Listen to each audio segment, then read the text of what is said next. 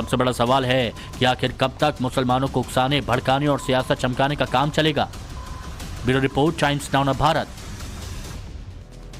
इस पर बात करेंगे, जरूर करेंगे, लेकिन उससे पहले आपको बता दें, जमीयत चीफ मौलाना महमूद मदनी की तरफ से वक्फ कानून पर बयान आया और वो कह रहे हैं वक्फ कानून मुसलमान और मुल्क के लिए खराब है, लड़ाई जारी रहेगी, कुर्बानी देनी पड़े तो देंगे।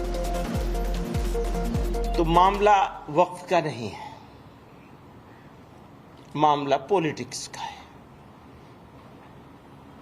मुसलमानों के नाम पर, मुसलमानों के खिलाफ, मुसलमानों के लिए कभी हमदर्द बन के और कभी गाली दे के, हमदर्दी के पीछे भी गाली ही छुपी हुई है। इस एक्ट को दुर्भाग्य के साथ, दुर्भावना के साथ, दुर्भावनापूर्ण एक्ट है ये अमेंडमेंट है। ये सोसाइटी के लिए, कम्युनिटी के लिए या मुल्क के लिए, मान लो सोसाइटी के लिए, मुसलमानों के लिए खराब होता, मुल्क के लिए अच्छा होता तो भी हमारे सर आंखों पे हो सकता था। हाँ ठीक है, थोड़ा तकलीफ होगी, बर्दाश्त कर लेंगे, कोई बात नहीं, देश का भला हो जाए। ना देश के लिए, ना कॉमन सोसाइटी के लिए, इंडियंस के लिए, और ना ही मुसलमानों के लिए, किसी के लिए ये कानून सही नहीं है और इस तरह के अमेंडमेंट सही नहीं है। लड़ाई जारी रहेगी, खत्म नहीं होगी, और जो कुर्बानी देनी पड़े पहले भी दी गई है, आजादी से पहले भी कुर्बानियां दी हैं। अगर लड़ना पड़ेगा लड़ेंगे, सब्र करना पड़ेगा सब्र भी करेंगे, और कर रहे हैं। तो आपने रिपोर्ट देख ली, आपने बयान सुन लिया। जो मेहमान हमारे साथ में उनसे हम आपको मिलवाते हैं। हमारे साथ में आज इस चर्चा में बीजेपी के प्रवक्ता तौहीन सिन्हा जी मौजूद हैं, शुभ रास्ता जी हमारे साथ में राजनीतिक विश्लेषक हैं, फखरुल हसन चांद साहब समाजवादी पार्टी के प्रवक्ता, हाजी मरुद्दीन रंगरेज साहब AIMIM की तरफ से, बादल देवनाथ जी राजनीतिक विश्लेषक हमारे साथ में, और हाफिज नूर अहमद अजहरी साहब हमारे साथ इस्लामिक स्कॉलर जुड़े हुए हैं। आप सभी का बहुत बहुत स्वागत है। अजहरी साहब, कुर्बानी देनी पड़ी तो देंगे, लड़ना पड़ा तो लड़ेंगे, पहले कहा गया था जमीयत कोलकाता की तरफ से एक मैदान करबला बना देंगे, क्यों इस तरह की बातें की जाती हैं? किसी की जमीनें छीनोगे, किसी के हक हुकूक छीनोगे, वो क्या कहेगा? लड़ाई नहीं लड़ेगा, लड़ाई लड़ने का अधिकार नहीं है उसका। जब आप सीधा सीधा प्रहार कर रहे हो, ऐसा लगता है कि सिर्फ मीडिया सही है, या भारतीय जनता पार्टी के लोग सही हैं, या भारतीय जनता पार्टी के लोग के पक्ष में बोलने वाले लोग सही हैं। बाकी सब जो बातें हो रही है, खराब हो रहा है, वो हम अगर प्रदर्शन कर रहे हैं तो वो लोगों को भड़का रहे हैं। सुनो ना, आप अभी बोल रहे थे, आप भारत में रहते हैं, क्यों नहीं रहते? भारत हमारी जागीर है, हमारी बकौती है। आप संविधान मानते हैं?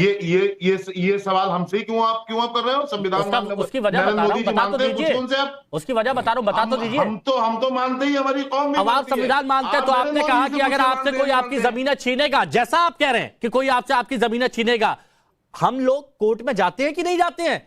या हम ये कह रहे हैं कि मैदान करबला बना देंगे, कुर्बानी दे देंगे, ये क्या है? अरे साहब, क्या विरोध प्रदर्शन करना, क्या ये संवैधानिक अधिकार है या नहीं है? किसी भी मामले को लेकर के बताएं हमें आप। नहीं तो विरोध प्रदर्शन का तरीका क्या है? सुनो, जब आप अमेंडमेंट लेकर के आ रहे थे, आपने जब ढिंढोरा पीटा था, आपने जब ढोल पीटा था, तभी तमाम उलमा ने और मुस्लिम पर्सनल लॉ बोर्ड ने और दीगर तहरीकों तंजीमों के सरबराहों ने कह दिया था ना, चेताया था ना, चेतावनी दी थी ना कि भाई अगर आप ये सब करोगे तो हम विरोध करेंगे, विरोध प्रदर्शन करेंगे।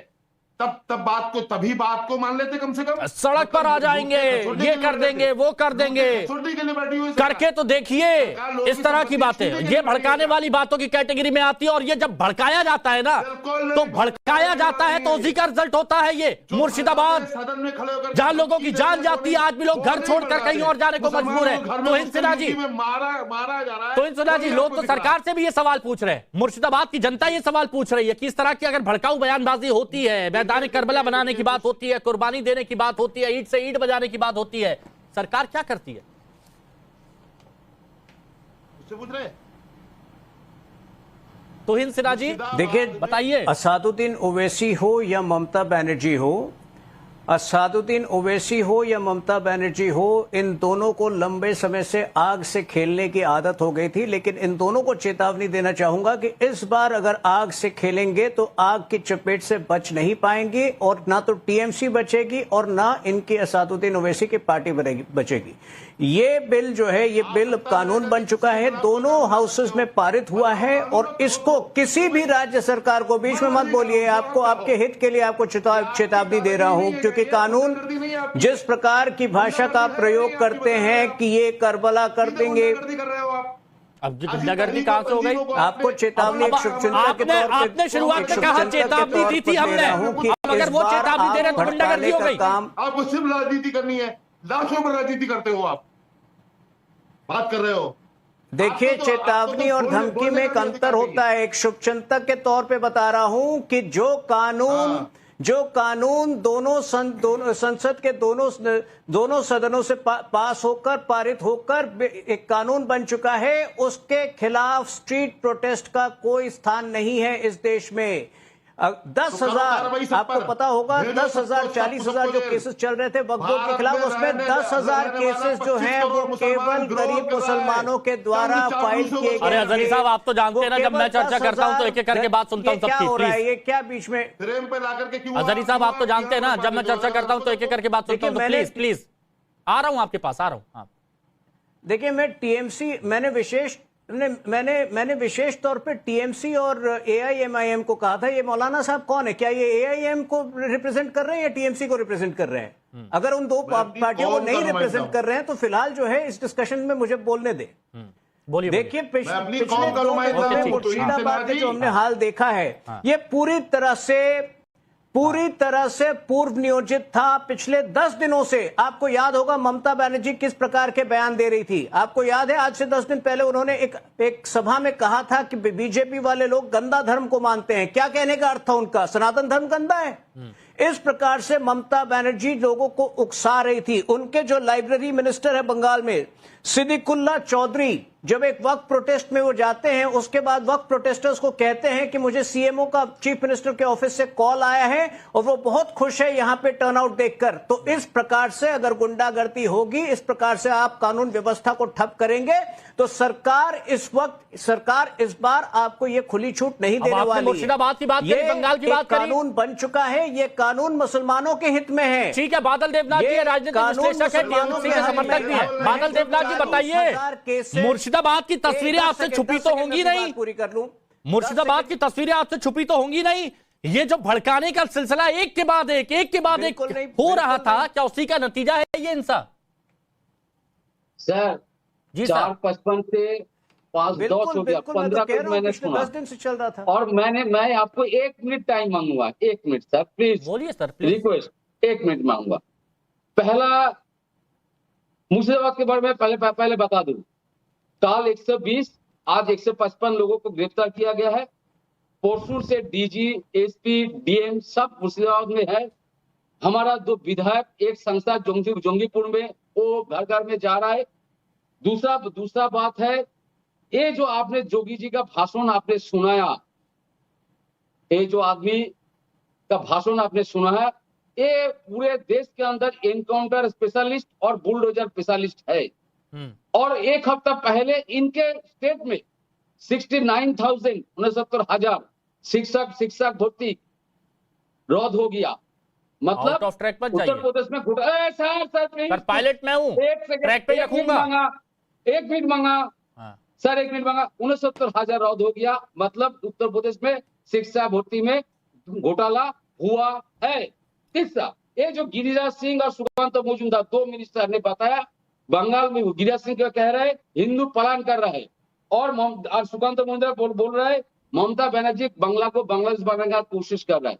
सर, बांग्ला में 10.5 करोड़ लोग, आपके पास तो जो भी एमएलए आते हैं वो भी तृणमूल में ज्वाइन कर लेता है, टीएमसी में ज्वाइन कर लेता है। आप लोगों के पास कोई नहीं रहता है। बंगाल और बंगाली संस्कृति को पूरे विश्व में ममता बनर्जी का नहीं हुआ पलायन, वहां पर पलायन नहीं हुआ, पलायन नहीं हो गया। 1 मिनट आपका हो गया, 1 मिनट आपका। इधर उधर जाएंगे तो मेरे को रोकना पड़ेगा। पलायन हुआ कि नहीं हुआ? पलायन हुआ कि नहीं हुआ? करना चाहिए। पलायन हुआ? सर कुछ तो हुआ है। कुछ तो हुआ, आप बता रहे कुछ राइट, तो माना, राइट हुआ है। अरे कुछ तो हुआ माना है। बादल देवनाथ दा, बहुत हुआ बढ़िया, है। अच्छी बात मैं है, कम आपके से कम बात आईना मानने देख का रहे राइट हैं, हुआ आईना है। देखना शुरू कर दिया आपने। तो ये लेकिन भड़काऊ जो भड़काऊ बदमाशों भाषण की ने- वजह से हुआ ये। सर, जो बदमाशों ने अत्याचार किया, आग जलाई, हत्या किया, उन सारी लोगों को गिरफ्तार किया गया है। अरे ममता तो दीदी इतनी 3 हिम्मत दिन कहां से से एक्शन आई, मूड में है। इतनी हिम्मत ममता कहां से आई दीदी वो नहीं 3 दिन बताया। से एक्शन मूड कहां में थी है। आपकी पुलिस सुन लीजिए, जब मेरे लोगों को, को महिलाओं को बताना मारा जा रहा ममता था, दीदी बच्चे रो रहे सुन थे। लीजिए, आपको पता है ममता छोटे छोटे दीदी बच्चे, हमारी एक्शन हमारी मूड में सहयोगी ने है रिपोर्ट दिखाई, और छोटे मुर्शिदाबाद छोटे में बच्चे कह रहे थे कि मम्मी बचा लो, हमें ले जाएंगे यहाँ से। ये छोटी छोटी बच्चियां कह रही थी। बंगाल में सिर्फ मुर्शिदाबाद ठीक में- है, अब मेरे को बताइए, एआईएमआईएम से हमारे साथ में हाजी महरुद्दीन रंगरे साहब, ये बताइए कि मुर्शिदाबाद टू हैदराबाद जो वक्त पर बयानबाजी दी जा रही है, ये भड़काने और उकसाने का काम नहीं है। ओवैसी साहब क्या कह रहे हैं कि संभल और ये ज्ञानवापी और ये ईदगाह ये हमसे छीन ली जाएगी। बिल्कुल, उन्होंने जो भी बात बताई और एक एक पॉइंट जो होते हैं बैरिस्टर असदुद्दीन ओवैसी साहब के, वो बिल्कुल फैक्ट होते हैं। और उन्होंने आज जो सवाल भी खड़े किए, जो बताया कि जो संभल की मस्जिद है, जो हमारी मथुरा में जो हमारी ईदगाह है और जो काशी विश्वनाथ में जो हमारी मस्जिद है, तो ये सारी अब जो है वक्फ की संपत्ति रहेंगी या नहीं रहेंगी, ये सवाल मोदी जी से पूछा है। मोदी जी को या मोदी जी के जो मंत्री हैं उनको तो आपको डाउट का है, मैं ये पूछ रहा हूं क्या सवाल है आपका। देखिए, एएसआई के जो प्रोटेक्ट में जो भी जितनी भी ये जो भी मोमेंट है वो सारे जो है वक्फ की संपत्ति नहीं रहेंगी, ये इस कानून में है। ये लाइन बिल्कुल लास्ट में जोड़ी गई है। इसके बारे में बाकायदा जो चर्चा हुई थी लोकसभा में भी, राज्यसभा में भी, उसमें भी ये सारी बातें लेकर आई थी। तो ये जो बिल है वक्फ अमेंडमेंट का, जो ये संशोधन हुआ है, ये गैर संवैधानिक है। अच्छा, सर ये बताइए, कोर्ट का फैसला आने तक क्या उसमें नमाज नहीं पढ़ी जाएगी? ये बताइए। नहीं, नमाज पढ़ी जाएगी, सारी चीजें होंगी, मगर बात कोर्ट में तो मामला है ना सर, कोर्ट में तो भरोसा है ना। नहीं, कोर्ट पे पूरा भरोसा है। हम कोर्ट में जो गए हैं वो इस देश के संविधान और इस देश के कानून की वजह से हम वहां पर गए हैं, और हमने उसका हवाला भी दिया। आर्टिकल 14, आर्टिकल 25, आर्टिकल 26 के तहत ये गैर संवैधानिक बिल है। और ये काला कानून जो है, इसको फाड़ने का काम भी बैरिस्टर असदुद्दीन ओवैसी साहब ने पार्लियामेंट में किया। तो हम अगर इस बिल के खिलाफ हम अगर अदालत में जाते हैं और हम प्रोटेस्ट करते हैं, ये हमारा देश का संविधान, अच्छा, देश का कानून हमें इसकी इजाजत देता है। मगर मैं दूसरी बात हिमांशु भाई, जो हिंसा है उसको हम कभी समर्थन नहीं करते, हिंसा का हम कोई समर्थन नहीं करते। तो क्या आपको लगता है कि आप लोगों की तरफ से जब ऐसी बातें की जाती है, उसी का असर इन असाक्षर, इन जो बिना पढ़े लिखे लोगों पर पड़ता है और ये हिंसा करते हैं? देखिए, मैं कह रहा हूं, हिंसा का कभी समर्थन हमारी पार्टी, हमारे बैरिस्टर, लेकिन आप बयान ऐसे देंगे? हम कोई भी बयान, ऐसा भड़काऊ बयान नहीं देते, ना भड़काऊ बातें करते। जब ये कहा जाता है कि मस्जिदें, मदरसे, कब्रिस्तान सब छीन लिए जाएंगे, अगर हम गलत कह रहे हैं तो आपके पैनल में भी आपके भी लोग, बीजेपी के लोग जाएं, हमारे खिलाफ एफआईआर करा दें। अगर हम गलत बात कर रहे हैं तो, अगर हम सही बात कर रहे हैं तो हमारी ना अदालत कुछ कर सकती, ना देश का कानून कुछ कर सकता। हम ऑथेंटिक और सही तरीके से इंटेलेक्चुअल बात करते हैं। ओके, इंटेलेक्चुअल बात है ये, बिल्कुल। चलिए ठीक है। शुभराष्ट्र जी, मुझे ये बताइए, इनकी इंटेलेक्चुअलिटी के बारे में बताइएगा। जब कहा जाता है कि मंदिर, जो मस्जिदें, कब्रिस्तान, मदरसे आपसे छीन लिए जाएंगे, ये मस्जिदें आपके पास नहीं रहेंगी, और उसके बाद ये सारी हिंसा यहां पर हो रही है, इसका क्या असर पड़ रहा है और क्यों हो रहा है ये सब? हिमांशु जी, इस देश की कुछ पॉलिटिकल पार्टीज को ऐसा लगता है कि हमारे देश के लोग इतने फालतू हैं कि वो पूरे समय टेलीविजन ऑन करके बैठे रहे और वो सुनते रहे कि इनके नेता क्या गलत बयानबाजी कर रहे हैं और इनके खिलाफ जाकर के एफआईआर दर्ज करते रहे। आप मुझे बताइए हिमांशु जी, इस देश में क्या नेताओं की जिम्मेवारी नहीं होनी चाहिए कि उनके मुंह से कुछ निकले तो हम प्रामाणिक बातें ही कही जाए? ये बात तब से चली आ रही है। कई सप्ताह पहले ओवैसी जी खड़े होकर के पार्लियामेंट के सामने कह रहे थे कि हमारी मस्जिदें और हमारे दरगाह छीन लिए जाएंगे। आज तक उन्होंने कोई भी एक एआईएमआईएम ने कोई एक प्रपत्र जारी किया हो जिसमें कहा हो कि ये भारत सरकार ने ये सारे दरगाह, ये सारी मस्जिदें आइडेंटिफाई क्यों? आपके समय मैंने नहीं कहा था कुछ भी। अब सुनने का ताकत मादा भी रखिए। क्या आप लोगों ने कोई ऑफिशियल प्रपत्र जारी किया? ये देश के मुसलमान जानना भी चाहते होंगे, गरीब मुसलमान जरूर जानना चाहते होंगे कि एआईएमआईएम ने वैसी कौन सी मस्जिदें, दरगाह आइडेंटिफाई किए हैं जिसपे उनको लगता है कि भारत सरकार आकर कब्जा करने वाली है। ये किस तरीके की बहस है हिमांशु जी? मुझे बिल्कुल समझ में नहीं आता। वक्फ संशोधन को लेकर के सबसे ज्यादा मुखर आवाज मुस्लिम कम्युनिटी के अंदर से रही। ये जितने तमाम स्कॉलर्स और नेता और राजनीतिक विश्लेषक और जो अलग अलग पार्टी के जो नुमाइंदे यहाँ बैठे हैं वकालत करने के लिए कि संशोधन नहीं होना चाहिए था, क्या उन्होंने एक साथ मिलकर के ये कहा कि भाई हमारे कम्युनिटी से आवाज उठ रही है, लेकिन उसका जवाब यह है हम संशोधन अगर करते हैं तो हम इन तर्कों पे करेंगे। क्यों भारत सरकार को आज आकर के इंटरवीन करना पड़ा? इतने सालों के बाद प्रावधान क्यों लाने पड़े? क्या वक्फ को लेकर के कोई भी व्यक्ति यहाँ बैठा कह सकता है कि इतनी ट्रांसपेरेंसी थी कि इस देश का एक अदद गरीब मुसलमान जो कि रिक्शा चलाता हो, जिसके बच्चों को वक्फ के प्रॉपर्टी और वक्फ की जरूरत हो, उन लोगों तक वो पहुंची चीजें? आप ही के शो में कल या परसों जब धर्म संकट शो पे बात हो रही थी, मैंने प्रामाणिक रूप से कहा था आज तक मुझे वो 10-100 मुसलमान नहीं मुझे कोई वक्फ दिखा सकता कि हम में ये हमारे प्रॉपर्टी की वजह से ये मुसलमानों ने देश की। आप क्यों मौलाना जी, आप क्यों परेशान हो गए? हाफिज नूर अहमद अजहरी क्यों आपको क्यों पेट में दर्द हो रहा है? क्यों दर्द हो गया आपको पेट में? आप लोगों ने आज तक कितने महिलाओं का भला किया है वक्त के जरिए? महिलाओं की प्रॉपर्टी क्या गलत लगा आपको? प्लीज बता दीजिए क्या गलत लगा। एक मिनट आपने सामने ले आइए। जब इस देश की तवायफों ने अपनी जमीन अपनी प्रॉपर्टी वक्फ के नाम कर दी, तब तो बड़ा ही करके उस प्रॉपर्टी पे बैठ गए। आज तक उनको रिसीट के अलावा तो कुछ दिया नहीं, और आज आपको दिक्कत हुई है जब 2 महिलाओं को कहा गया है कि बिल्कुल कंपल्सरी होगा उनका रहना। क्यों चीख रहे हैं? जहालत, आप केवल और केवल जहालत का परिचय दे रहे हैं यहाँ पर। मेरे बोलने के दौरान बोल करके जब आप बोल रहे थे तो मैंने कहा था कुछ, जब आप बोल रहे थे तो मैंने नहीं, उनका ये कहना है कि आप गलत बात बता रही हो। ये बोल रहे हैं कि मुसलमानों को छत पे भी नमाज पढ़ने से रोका जा रहा है, हालांकि ये उस संवेदनशील क्षेत्र की बात कर रहे हैं जहां पर पथराव हुए। ये उस संवेदनशील क्षेत्र, यही तो बात होती है, कहीं की बात कहीं पर आप पहुंचा देते हैं जरी साहब। अच्छा एक मिनट, फखरुल हसन चांद साहब, नमाज नहीं पढ़ने दिया जा रहा है। शुभरास्ता जी मैं आ रहा हूँ, नमाज पढ़ लेना भाई। फखरुल हसन चांद साहब, थोड़ा वक्त लगा आपके पास आने में, लेकिन शुभरास्ता जी ने एक बात यहां पर कही कि बहुत सारे ऐसे हैं, गरीब हैं, वंचित हैं, जिनको ये डर बताया जा रहा है कि भाई आपकी जमीनें आपसे छीन ली जाएंगी। हालांकि सरकार कह रही है कि इन्हें डर इस बात का है कि इनको इनकी जमीन मिल जाएगी और विरोधियों का वोट बैंक समाप्त हो जाएगा, और इसीलिए ये लगातार ये भड़काने वाली बात की जा रही है। सर, इस पर आपका क्या रिस्पॉन्स? देखिए, सरकार का जो डर है कि कहीं ये जमीनें हम ना दे पाए पूंजीपतियों को तो क्या होगा। वो गरीबों के लिए ये वक्फ बिल नहीं लेके आए हैं, ये सब जानते हैं।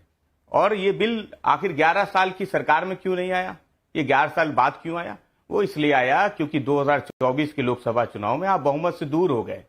आप जो बंटवारा करना चाहते थे वो बंटवारा नहीं हो पाया। उत्तर प्रदेश में पीडीए ने आपको हराया और आपको डर है कि 2027 में भी आप ना हार जाए, इसलिए वक्फ संशोधन बिल आया।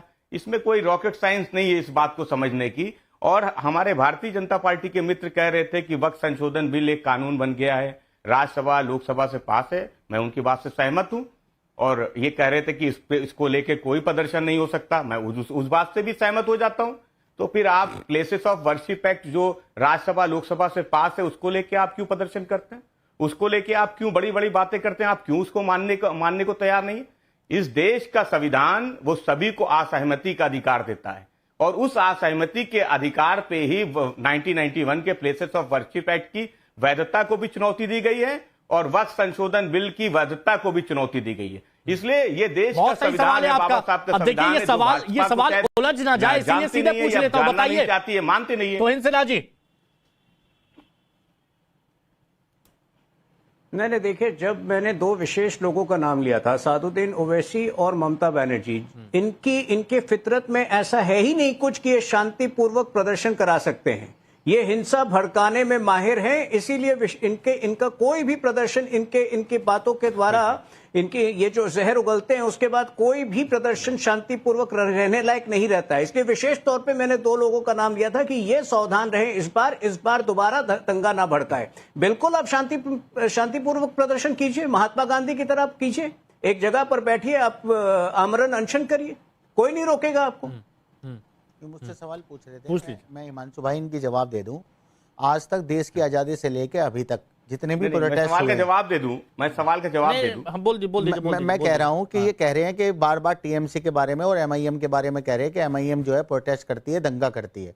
तो मैं इनसे पूछना चाहता हूं हमारे किसी नेता पे, और मैं आपको चैलेंज कर रहा हूं, मैं खुद यहाँ बैठा हूं पार्टी का, आप ये बता दीजिए, हमारे पे एक दंगे का कोई केस अगर दर्ज हो, हमारे किसी पार्टी के नेताओं के खिलाफ कोई दंगे का मामला दर्ज हो, तो आप जो फेक नैरेटिव दंगे की प्रतिनिधि आपकी पार्टी की है, आपके पार्टी के लोग महिलाओं के साथ बलात्कार करते हैं, आपकी पार्टी के लोग देश में दंगा फैलाते हैं, आपकी पार्टी के लोग देश को तोड़ना चाहते हैं, आपकी पार्टी लोग इस देश में नफरत का बाजार को इस भाषा को सपोर्ट करते हैं कि 15 मिनट के लिए पुलिस हटा दो, हम देख लेंगे। बांट देना चाहते हैं। अब बात होगी ना आपकी। हाँ जी, तुरंत इसीलिए लोग हमें वोट दे रहे हैं ना 11 साल ये से। सवाल तो वाजिब है। और शुभराज जी प्लीज इस सवाल का जवाब मैं आपसे भी लूंगा। इनका ये सवाल था, अगर आपको लगता है 15 मिनट पुलिस हटा दो फिर देखो हम क्या करते हैं, क्या आप सपोर्ट करते हैं ऐसी भाषा का? आपकी पार्टी में क्या कितने सारे आप यही हम जेल भी गए और बरी भी हो गए, तो मतलब गलती करी, जेल गए थे, ये भड़काऊ था, भड़काते हैं, ये